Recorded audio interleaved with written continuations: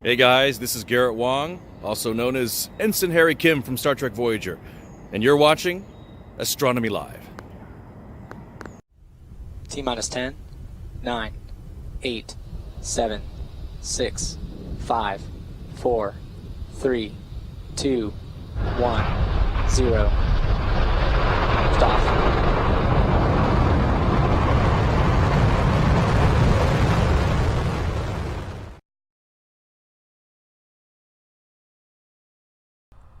Hi folks, welcome to Astronomy Live.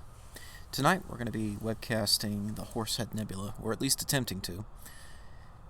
I've got the LX200 polar aligned in theory, and we're taking our first images here of the Horsehead.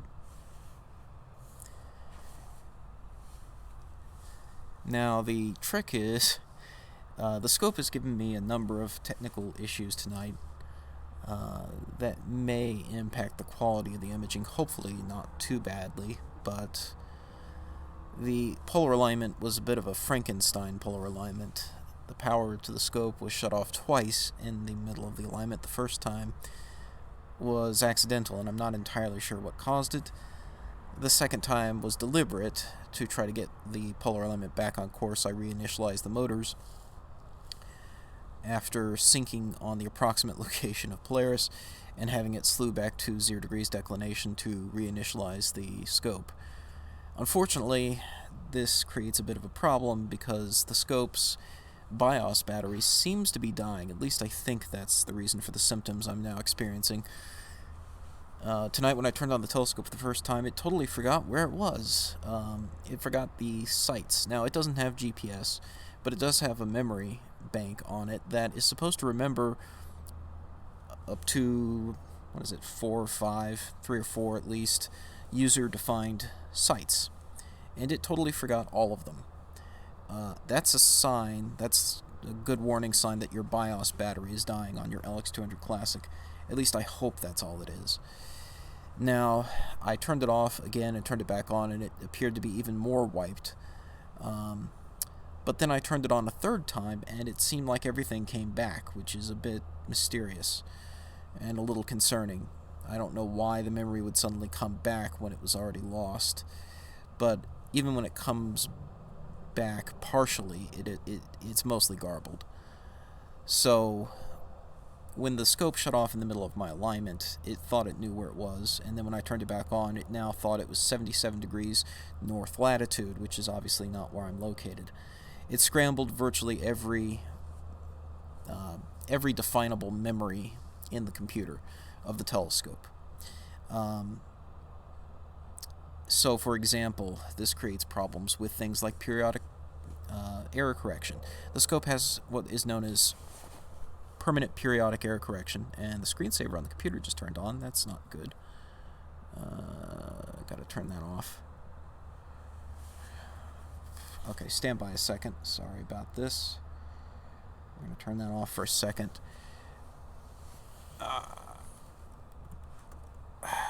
Screensaver. Turn screensaver on or off.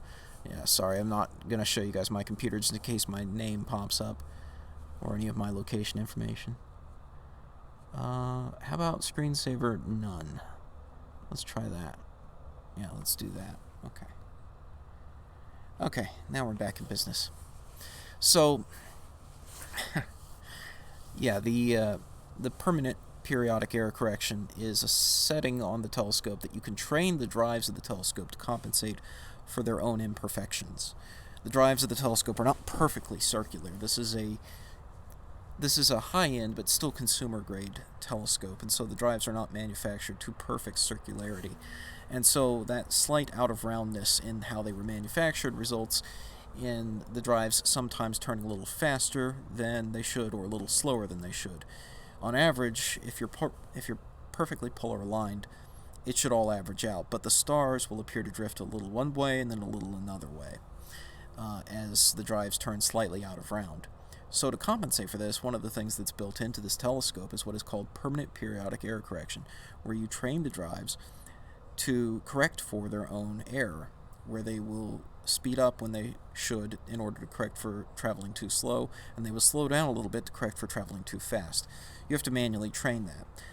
You can train it using a CCD, an autoguider, for example, and that is something I had done, and I had saved it. It's called permanent periodic error correction because it's saved by the BIOS battery, and so when you turn the telescope on again, it remembers the training that you may have given it years ago. But when the BIOS battery dies, in theory, that should wipe it out. Now, it seems like maybe the BIOS battery is only working intermittently or partially or something, because like I said, the data came back scrambled on the location information. So it remembered part of the acronym of this location, but it didn't remember the coordinates accurately at all. So I can no longer trust the permanent periodic error correction.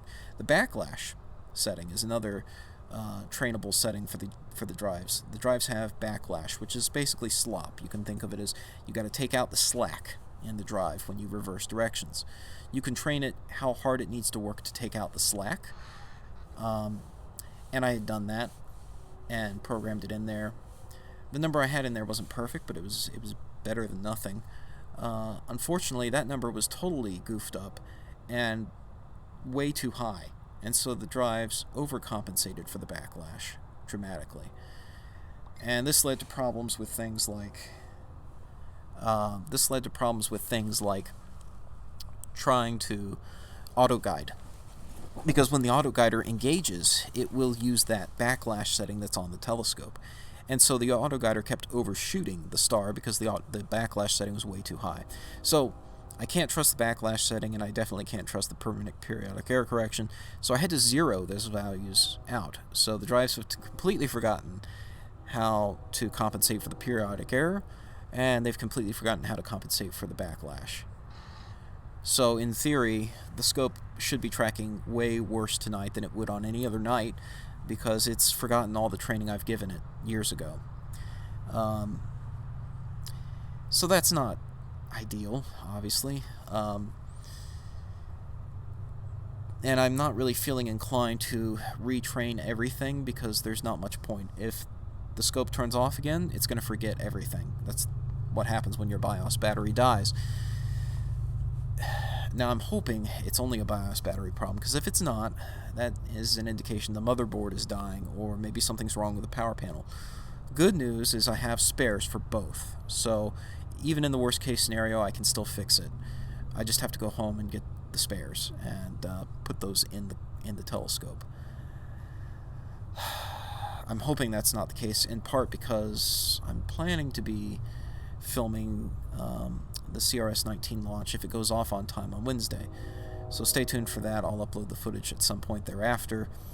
But if the scope can't be fixed tomorrow, then I'm going to have to either forego that or probably switch to a backup scope. I do have my next star as well that I could use, so I may end up having to go to that as a backup to the LX200. So that's unfortunate, but one way or the other it will get fixed. I'm hoping it's the cheaper and easier solution of simply replacing the BIOS battery. It is an older battery, but I did replace it probably about 5 years ago. I'm a little surprised it already died. The first one lasted me for a good 10 years or so, but I knew I was living on borrowed time with that, and it wouldn't be super surprising that it was just the BIOS battery. I would hope that's the case, because that's the easier fix. Alright, so latest image just came in, autoguider re-engaged, all looks good. You can see the Horsehead Nebula here in the middle. That is the dark mass in the middle of this faint red cloud. It's very, very faint. Very hard to see the Horsehead Nebula. It's a very faint nebula. And it's in the Orion Molecular Cloud. It's a very popular nebula, very popular target. It is mirrored here due to the optical flipping of the telescope based on how I've got the camera configured, because I do have the adaptive optics unit attached, which is essentially a tilt-tip mirror. And so because it's a mirror, it mirrors the image. So I apologize if my volume was a little bit low there. This microphone tends to be a little soft. Let me see if I can do anything to bump it up.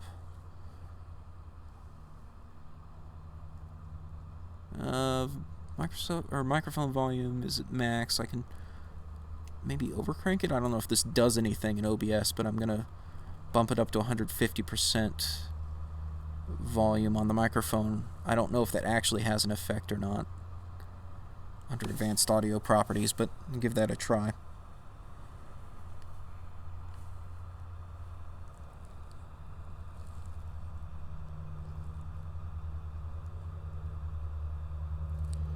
Alright, so I've given it my best shot there at increasing the microphone volume. Let me know if that helped anything at all or not. Geistview says I sound fine. That's good. So thank you all for joining me tonight. Going to be a long night of hopefully collecting images here of the Horsehead. Like I said, the scope unfortunately is hobbling along with a probably dysfunctional BIOS battery. I'm hoping that's all it is, because if it's not, I mean, like I said, I've got spares for the motherboard and the power panel, but I don't want to have to use them unless absolutely necessary. They're hard to come by and expensive.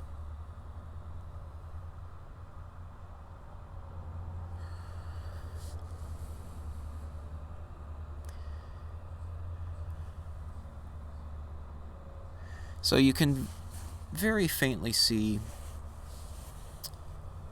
the old Horsehead here. I'm gonna take a chance here and try to zoom in a little bit and then reposition things. So the hot pixels have been subtracted at this point, but there are still dust motes on the CCD.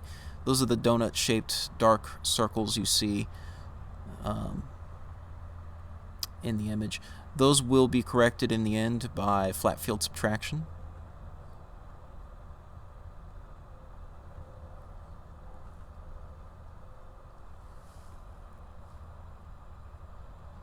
And the noise in the image will be corrected by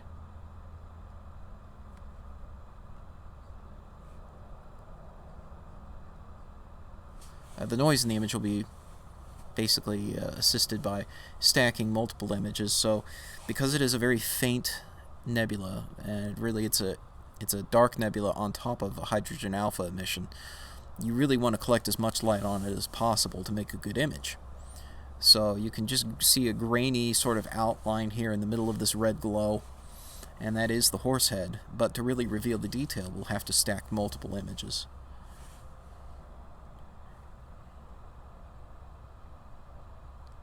Is that really 3 of 1,000 images? Well, I don't think we're going to get 1,000 images here tonight, but it is 3 of a lot of images. So yes, it is going to be a lengthy process collecting images of the Horsehead, but it will be worth it in the end. If everything goes okay, fingers crossed, if the scope doesn't shut off again, knock on wood, then it will be worth it, because we'll have a very nice image of the Horsehead taken through the 8-inch LX200 that I'm using with the SBIG adaptive optics. It's a very cold night too, so I've got the CCD chilled down to negative 15 degrees Celsius, which is pretty good for an SBIG camera.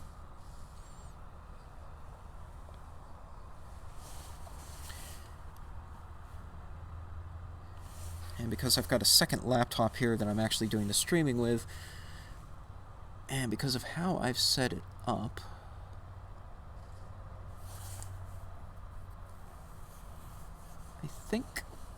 I think I should be able to actually do some stacking as we go and share the progress as we go. So that will be nice. I won't have to wait till the very end to do some intermediate stacking of the images collected so far.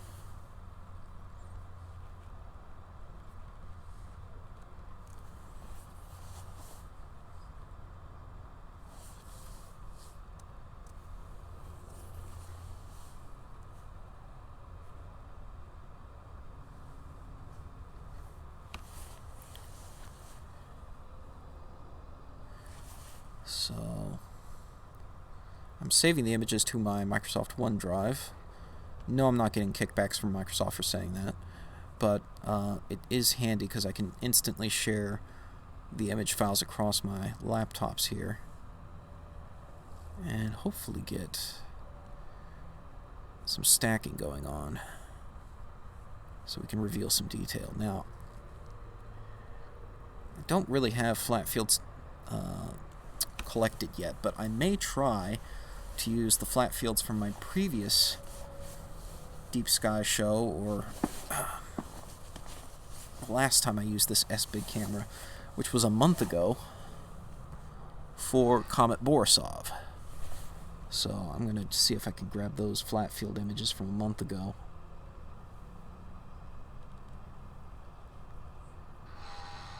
And see if that helps at all. I may just actually grab the master flat. Let's see if that'll work. It may or may not. Okay. Okay, that looks good. Also, I should check and see. Yeah, I didn't realize. That's better. Deep Sky Stacker didn't realize that I was using a color camera. Yes, I am using a color camera. This is a one-shot color SBIG ST-2000, and it is true color. Though it's also sensitive to infrared light. Yeah, okay, so it didn't like that. It didn't like my master flat. Okay, well,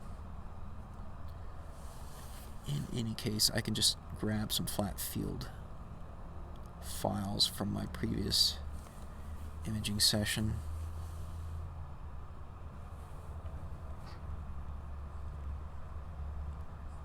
And see if I can do anything with that. It's going to take it a while to download.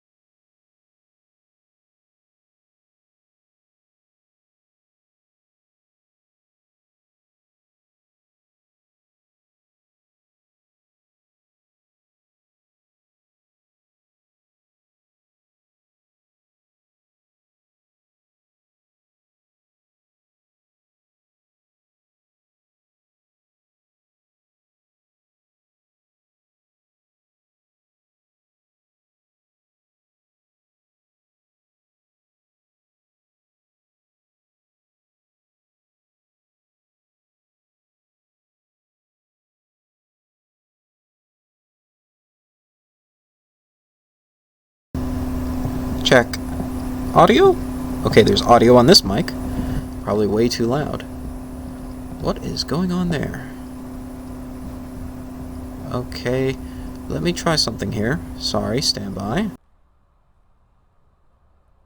Hey, can you hear me now?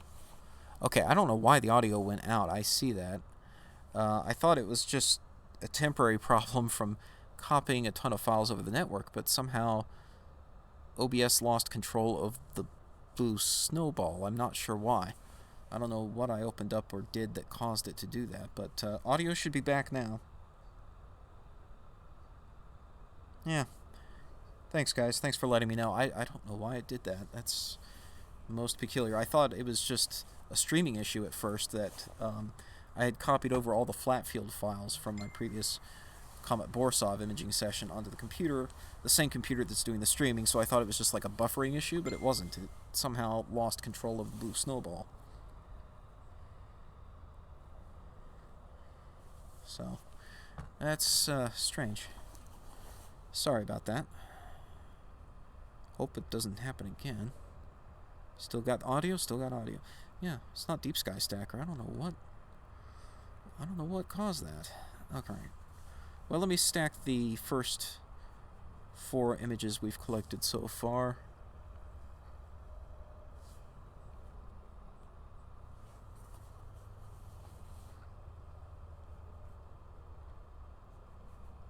Okay.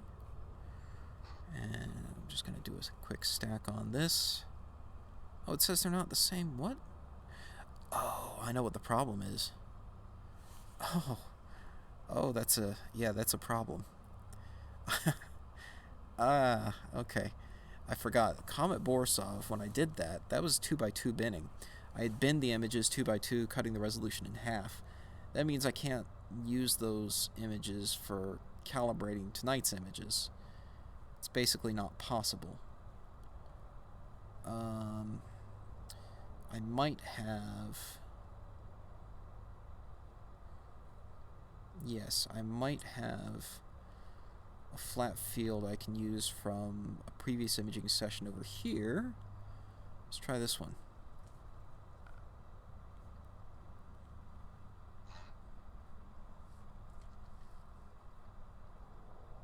Okay, that works. Alright.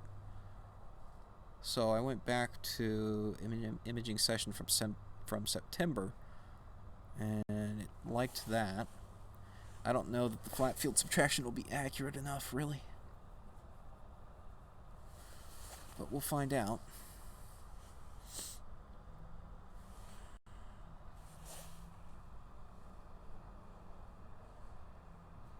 Alright, I just want to get a quick look.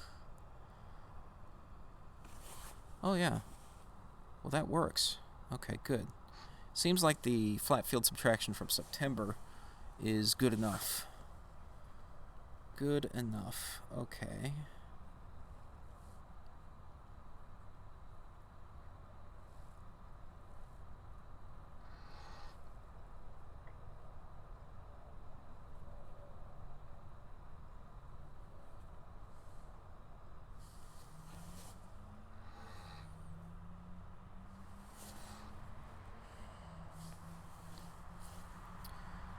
Let's go into Pixen's site, and I'll try to process this image. Trying to do this on a touchpad is a little bit touchy. Terrible pun.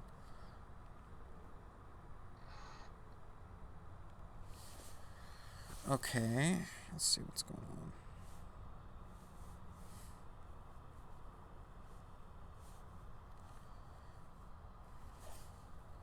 They are trying to suppress the truth. Yeah, maybe that's what it was. The Men in Black got me. Who knows?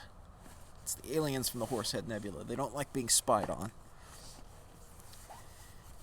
I do feel like I should tune up the focus a bit at some point here. I did tune the focus right before I started imaging, but I still feel like it's not quite sharp as it could be.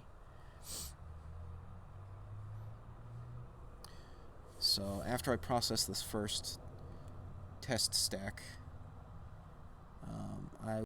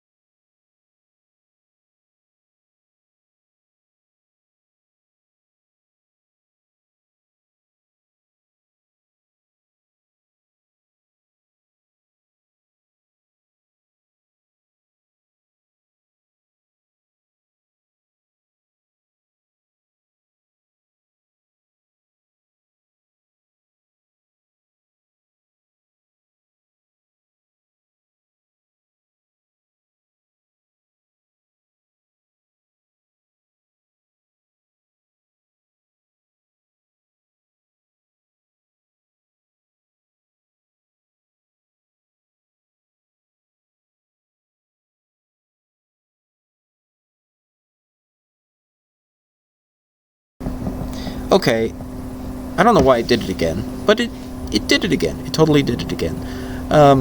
OBS just forgot how to use the blue snowball. I don't know why, but it did. So, even though it won't be as good in audio quality, I think I'm going to stick with using the built-in microphone for this laptop for the moment, and let's see if it does it again. I'm thinking it's specific to the blue snowball. Hopefully it's not another hardware problem. The hardware gremlins are after me tonight, that's for sure. So this is a stack of the first 20 minutes of light, just the first 4 images stacked. Too soft? Okay, well I was maxing it out there. This is maxing out the microphone here.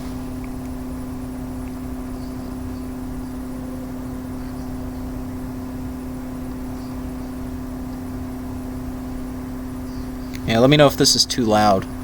Is this too loud? Check, check.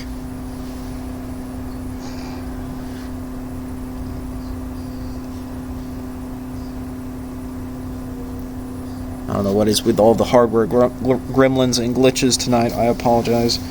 But the gremlins are definitely harassing all of my equipment, not just the scope.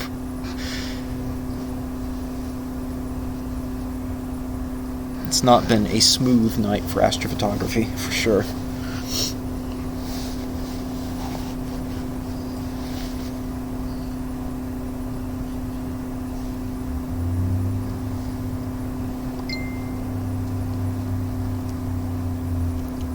Okay. Not too loud? Not too loud. Okay. Alright, I'll leave it where it's at then.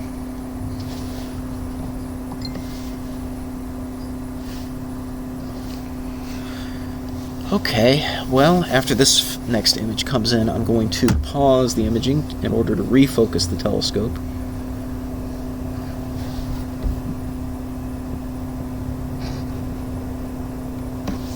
So here comes the next image. It's about to be downloaded from the camera.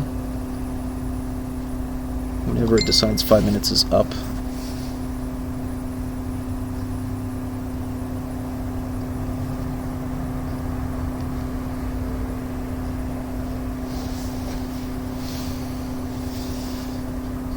Okay.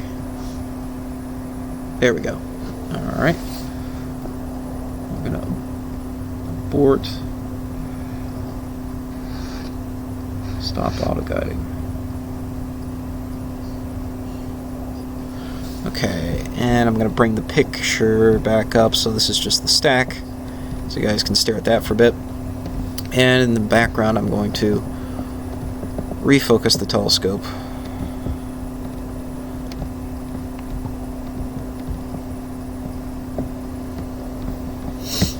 Alright, so stand by, and I'm going to work on that.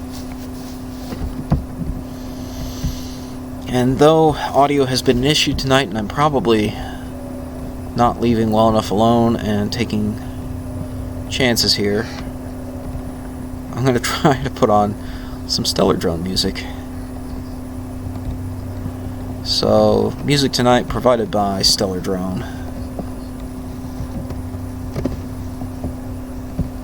See if I can make this work without causing more audio problems.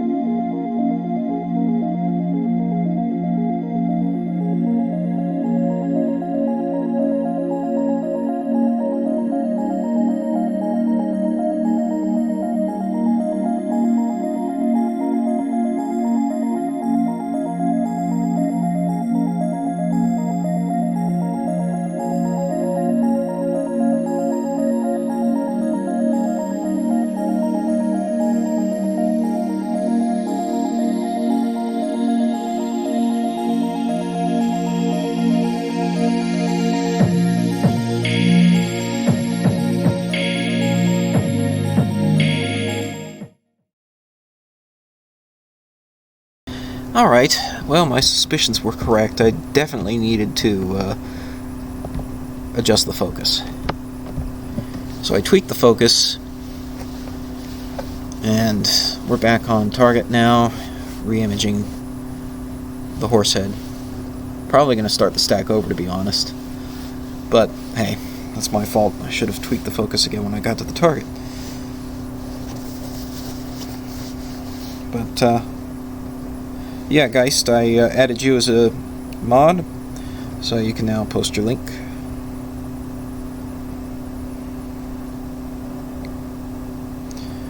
This is live tracking. Yeah, this is, the scope is live tracking. Actually, I can tell you which star it is. Yay for Sky Safari. I was able to plan out what guide star I wanted to use. The guide star is HD 37699. That's the little star you see in the top left window, dancing around a bit as the adaptive optics corrects for the distortions of the atmosphere and tracking of the motors.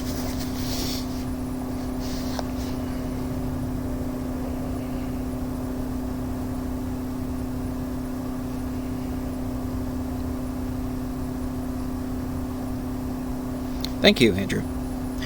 Alright, so I'll turn the music back on now and we'll watch these new images come in.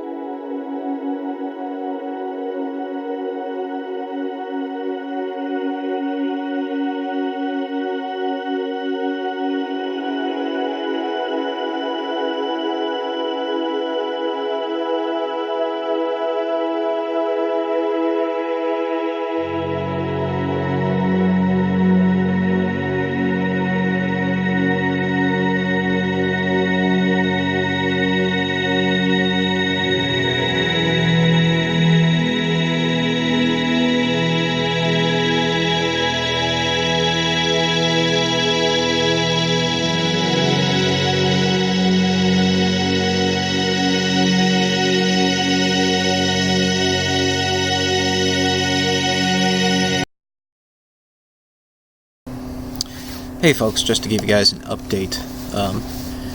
So I took a little pause there from the imaging after the dark frame came in and put my Google Pixel 4 XL on the wide field 80mm refractor, which is currently riding piggyback on the LX200, and it's taking an image of hopefully the same area of sky as well. I took a number of images with the astrophotography mode of this new Google Pixel phone with the aim of reviewing it from the perspective of an astrophotographer. A number of reviews already out there talking about the phone and its camera and its astrophotography mode. However, I haven't really seen anyone try to use it with a telescope. It's not really designed for that, of course, but with a smartphone adapter you can plug it into an eyepiece and do eyepiece projection, and I've been rather surprised at what it's been able to achieve. It is able to see brighter deep sky objects, and every time I think I'm done and I'm ready to create the review and go ahead and finish up that review video, I think of a new way to kind of push the limits and test it a little bit further. So I've tested it with the 8-inch LX200. I've now tested it also with the 4-inch Celestron Nexstar 4 SE, and now I've slapped it on the 80mm Orion ST80 refractor, which is currently riding piggyback. I seriously doubt it will be able to see the Horsehead Nebula at all. Yes, the astrophotography mode is nice, but it does have its limits. It takes a series of shorter exposures and sort of stacks them with some fancy Google AI magic in the background, and produces pretty good images. Like I said, I've been rather surprised. It was able to see the Cigar Galaxy in just a single 4-minute shot that it takes with the astrophotography mode, and it was able to see the Orion Nebula quite well. Dare I say it, better than my first attempt at the Orion Nebula some 15 years ago with the digital deep space camera. So, is it a replacement for a proper CCD like this? Absolutely not. But if you already have one, or if you're already in the market for a smartphone and you are into astrophotography, or at least you're into amateur astronomy, even if you have a scope that isn't designed for proper astrophotography, this phone is surprisingly capable. I was shocked, absolutely floored, at what it was able to achieve with that little Celestron. It was able to see the Ring Nebula. And so even though the Celestron Nexstar is not designed for astrophotography, I would not even attempt to use it with this camera. With that little smartphone and a smartphone adapter, yeah, I can get some basic little shots that you could Instagram to your friends or whatever.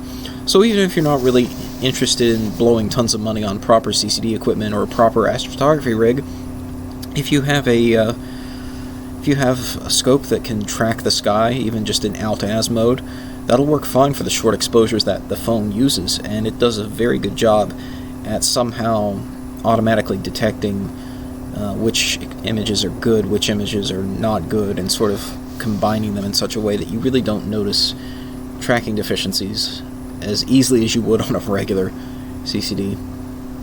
Oh, it looks like there's a satellite streaking through there. I would look it up on Sky Safari, but my phone is currently occupied trying to take a picture of the nebula.